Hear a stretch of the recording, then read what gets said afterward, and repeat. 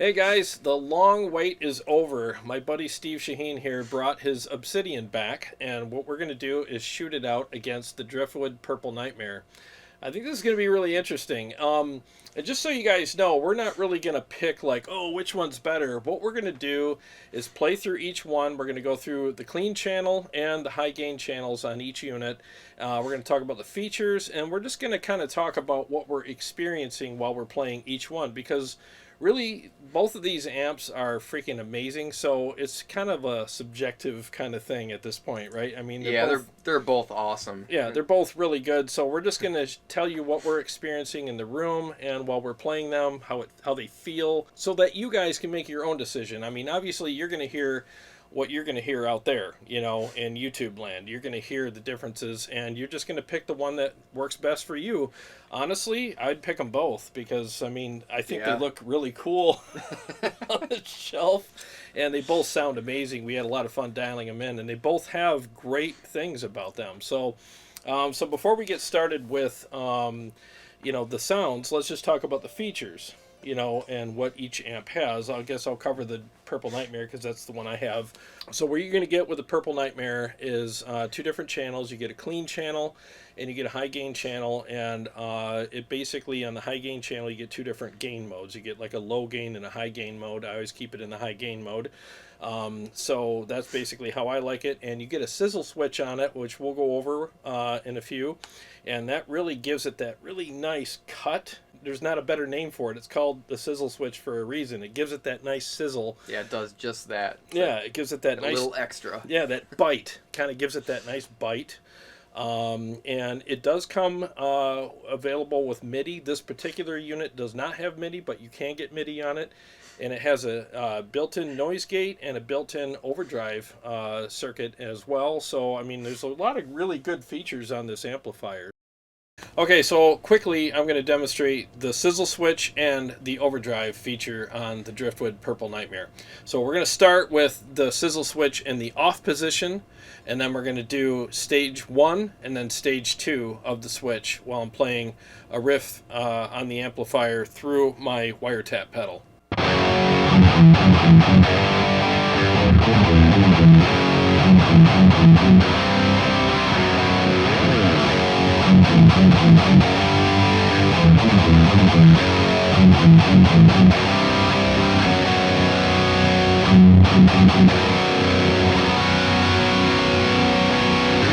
Okay, so now I'm going to show you what the built-in TS9 overdrive circuit sounds like in the amplifier. It's off right now, so while I'm playing, I'm going to go ahead and kick it on so you can hear that.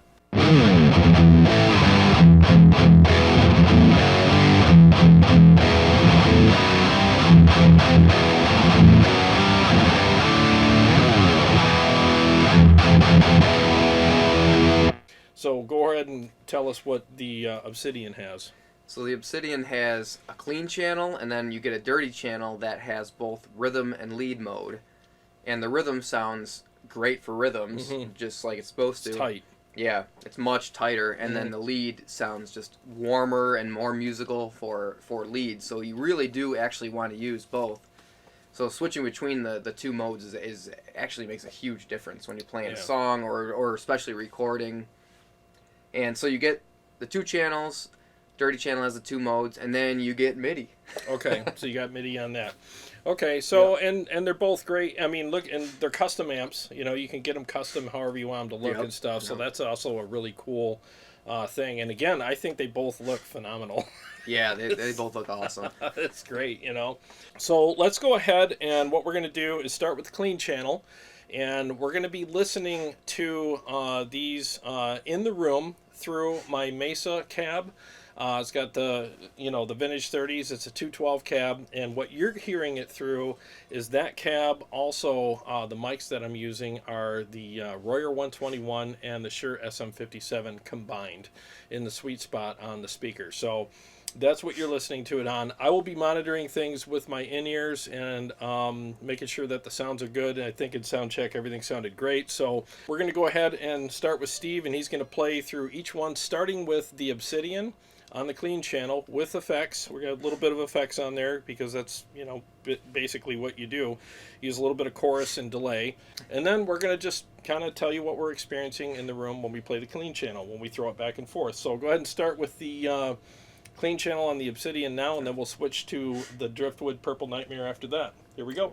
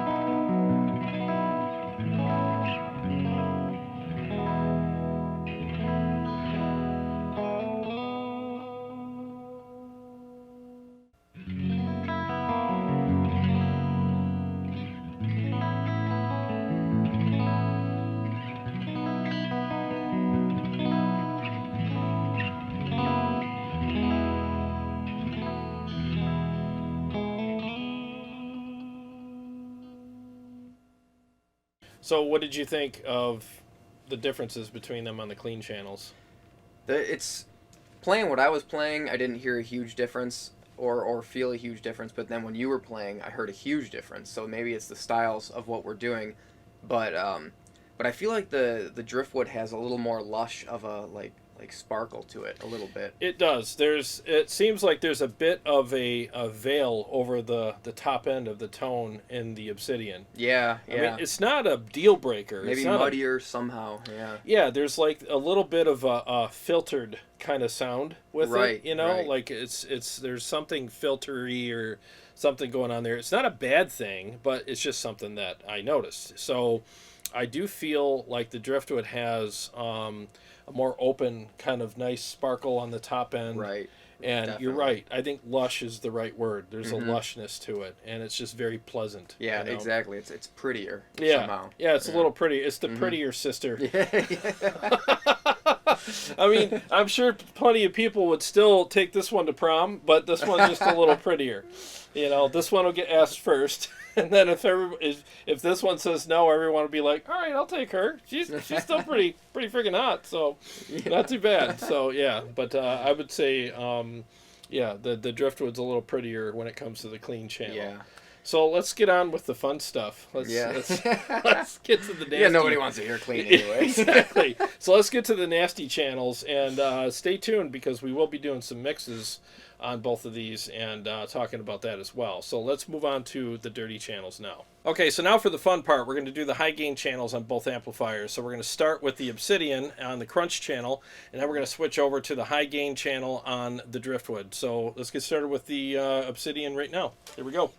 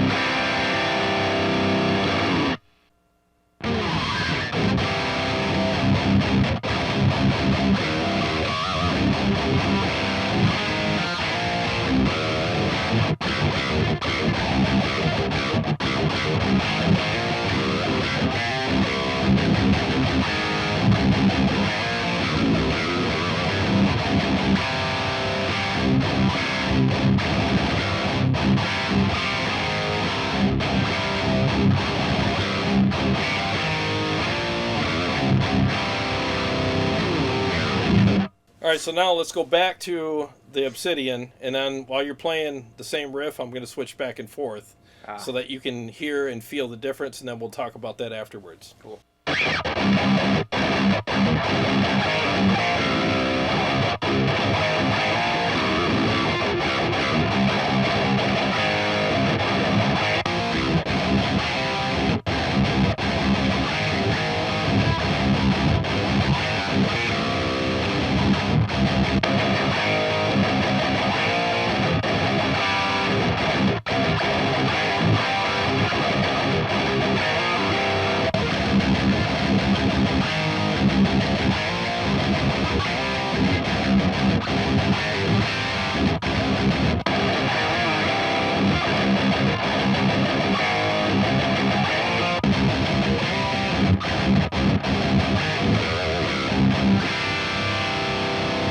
Okay, so what do you think between the two units there? Man, they're both very tight for sure. Yeah. And I think the Obsidian kind of comes out more a little bit, and the Driftwood feels a little more scooped, sort of. But they're both good. Like, you kind of jam on one, and you're like, all right, I like that for a second. Then you switch to the other, and it's so different. But then I kind of like that too. Yeah. Yeah, the thing is, what I've learned with different amps, like sometimes when you're adjusting between them, there's like an off-putting kind of period where you have to kind of acclimate to the new sounds. Yeah. You know, it's kind of like the toothpaste orange juice thing where you're just kind of like, oh, this tastes like crap because I just brushed my teeth or whatever.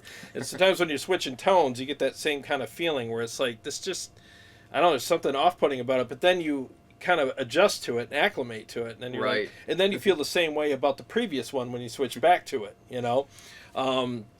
So, like, I don't feel that there was, like, a huge kind of adjustment period between the two. I felt like they both... It was pretty quick. They blended pretty well. Yeah. And what really gets me is the tightness on both. And since that's there, I kind of like them both either way. I think the Obsidian stands out a little bit more if you were doing a mix. So maybe it depends on if you wanted to be out there more. But then sometimes it's nice to, like, sit within the mix a little bit and be, you know, not stand out so much too, because it just feels nicer and not so out there. Yeah, gotcha. Okay, well, we're gonna switch over to me, and I'm gonna do the same thing and tell you what I'm experiencing between the two. So, 1 second.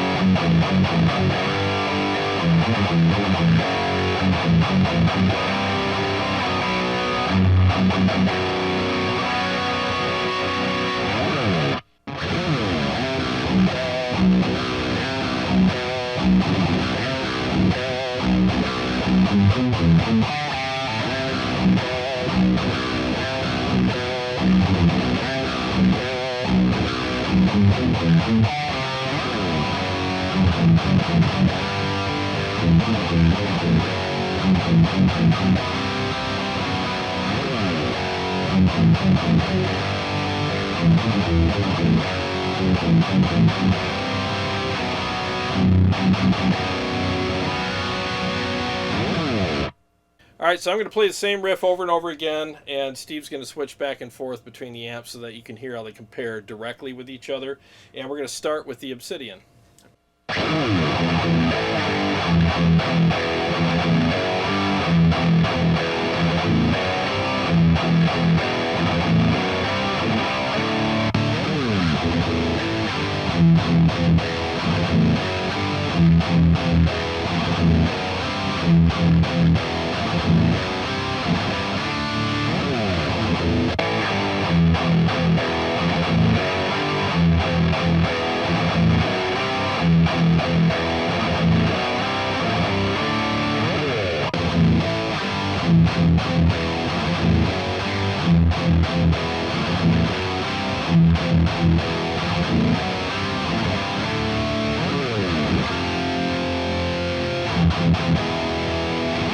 Okay, so we'll start with you since you played them first. What was the difference that you were experiencing between them in the room?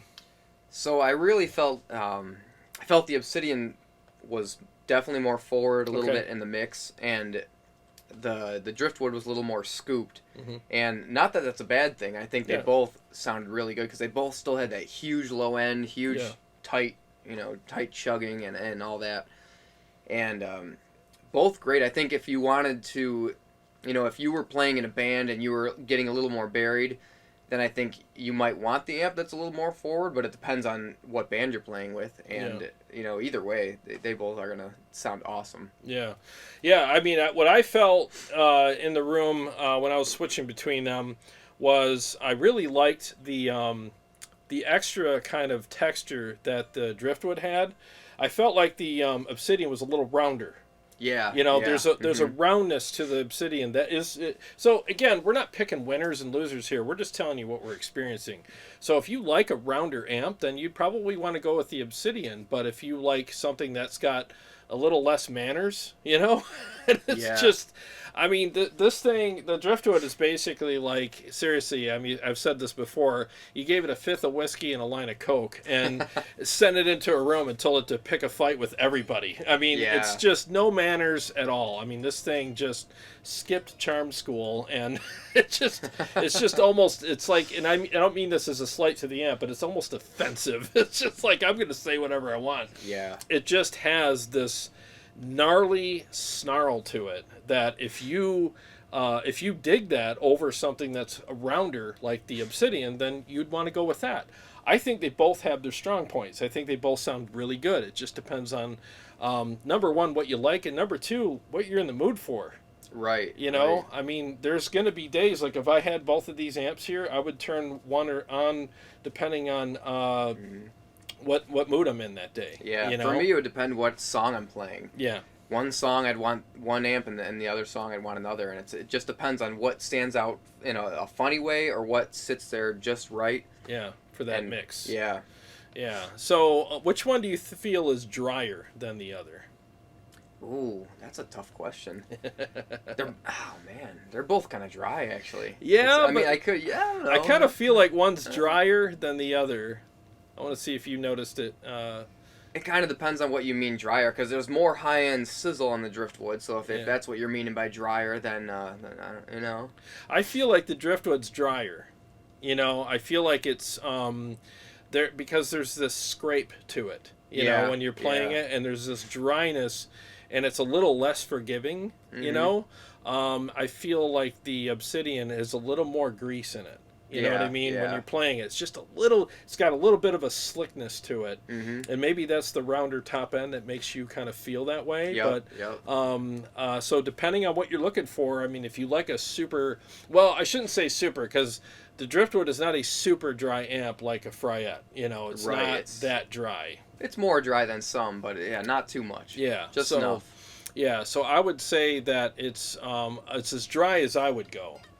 I wouldn't go any drier than the Driftwood. If it was, and I've said this before, if it was any drier, I'd send it right back. But I think it's just the right amount of dryness where when you're playing, especially with the palm mutes and like riffs, the tight riffs and stuff, I feel like it really accentuates all that, and it's got a real fast attack, and like there's this thick scrape when the pick is going across the strings where you got all this texture going across. Right.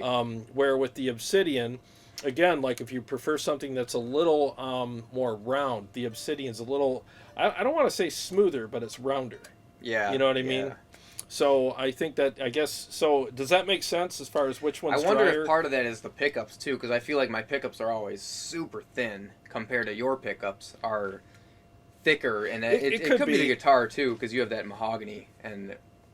Yeah, it could be. It could be a blend of all those things. Yeah, so you already have that thickness, and so you don't really need that support. I almost feel like I need that support. I need it to be rounder to even out what my guitar is kind of doing. That's actually a good point. So a lot of this depends on your pickups.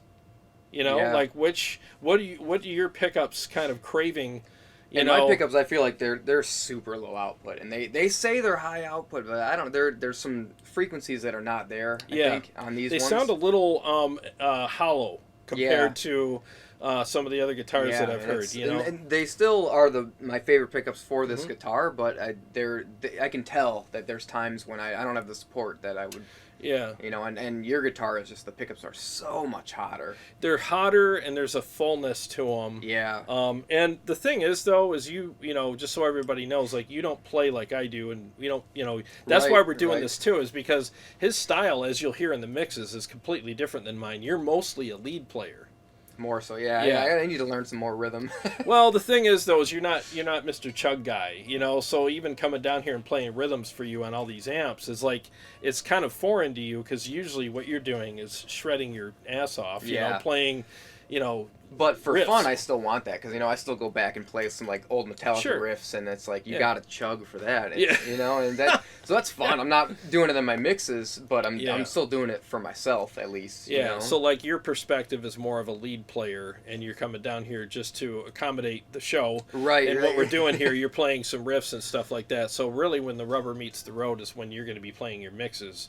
And we have a final discussion after that when we do the mixes, because that's where you kind of live, is with the shredding and all the crazy stuff that you do. And so we'll get your perspective after we do the mixes and do our wrap up. But so far, I think both of these amps are really good, and hopefully you guys are getting some good information out of this, because again, if you're looking for something that's drier and has a lot of like really gnarly texture, I would say that the Driftwood might work better for you. But if you want something that's got a little bit of grease in it and is a little rounder, then you'd want to go for the Obsidian.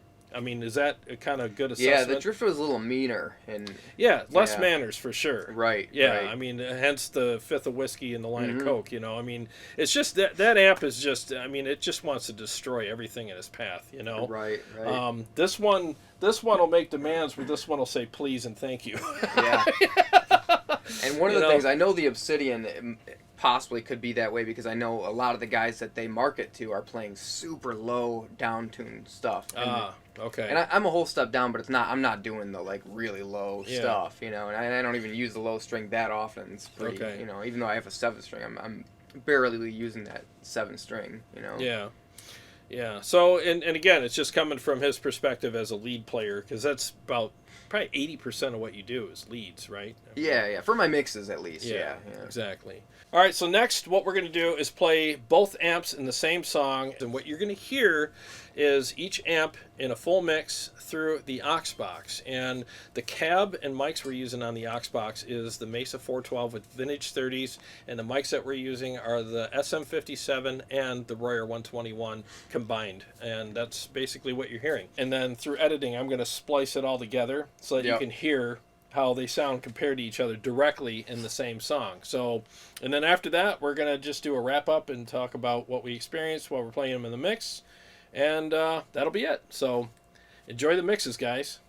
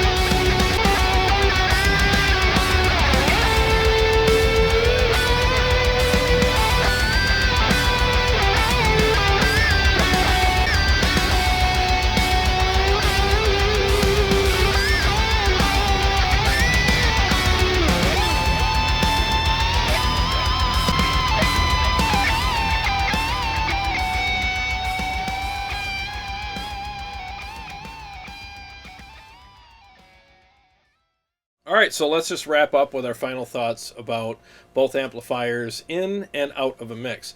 How did you feel like when you're playing both amps? Like which one felt better to you? Which one sounded better, or whatever? Just tell us what you think. So they both felt great, actually. Both I felt supported with all my notes, with all of them, and the only thing I really noticed was that scoopness that the Driftwood had. It was definitely more scooped, and in the mix, it almost made it sound a little bit quieter somehow. Okay.